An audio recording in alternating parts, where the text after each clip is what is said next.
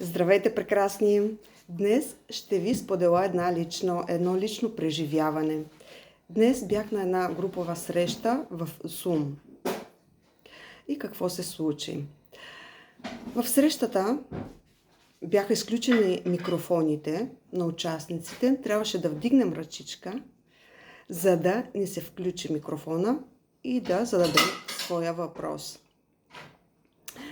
Аз бях първа, която вдигнах ръка, но човека, който водеше тази среща, даде думата на други участници.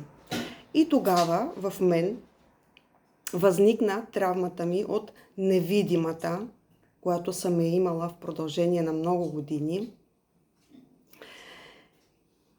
И си казах, аз вдигнах първа ръка, защо не ми се дава думата? Но този път не направих същото, както преди съм действала или съм бездействала. Друг път в такива случаи аз си замълчавам, не казвам нищо и когато ми се даде думата, тогава се изказвам. Какво се случва в такива случаи? Ти се чувстваш невидима, ти се чувстваш, че не са ти дали правото да говориш, когато е било твоя ред. Този гняв ти го потискаш, ти не го изказваш, не поставяш граници, потискаш този гняв и след това в най-неочаквания момент този потискан гняв излиза от теб. Или другата ситуация е да изкажеш този гняв пред всички в срещата. Аз, понеже всеки път, когато почувствам нещо, някаква негативна емоция в ситуация с човек, това е моята работа от дълги години. Да наблюдавам себе си, да си казвам какво в мен е привлякло тази ситуация или този човек. Никога не е с другия. Всичко, което се случва е с теб самия. Няма значение какво прави другия. Ако ти привличаш агресор, запитай се, къде трябва да поставя граници. Всичко, което привличаме в нашия живот, като ситуации, като хора, това е свързано с нас самите. Прошката е към нас самите, не към другия. Така че тази дългогодишна практика, която имам със себе си, да наблюдавам себе си, да не осъждам другия и да задавам въпроса, защо не ме виждат, защо другия постъпва така с мен и да обвинявам другия. Аз задавам въпроса към мен самата. В тази ситуация какво има вътре в мен? С какво аз привличам тази ситуация? И просто да благодаря за тази ситуация, че ме учи на нещо. Показва ми нещо в мен, което аз трябва да науча. Когато ти научиш, когато съзнаеш, промениш своето действие, преставаш да привличаш такива ситуации. Какво направих аз в случая?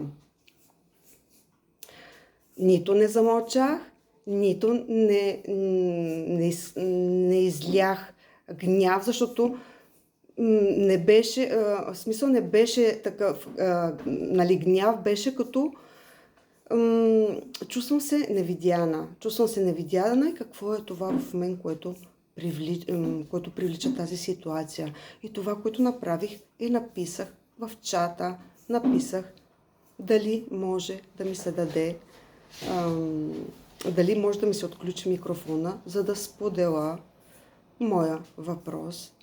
И че аз бях първата, още от дълго време чакам да ми се даде реда и бях първата, която бях вдигнала ръка.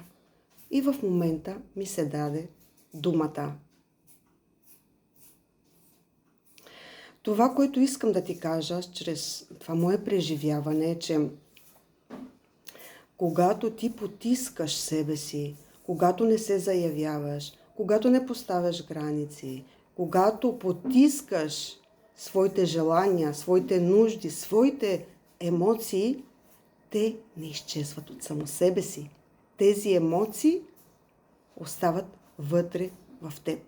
И с времето тези емоции излизат отново на повърхността и най-вероятно е да излязат в най-неподходящата ситуация и с човека, който най-малко заслужава това.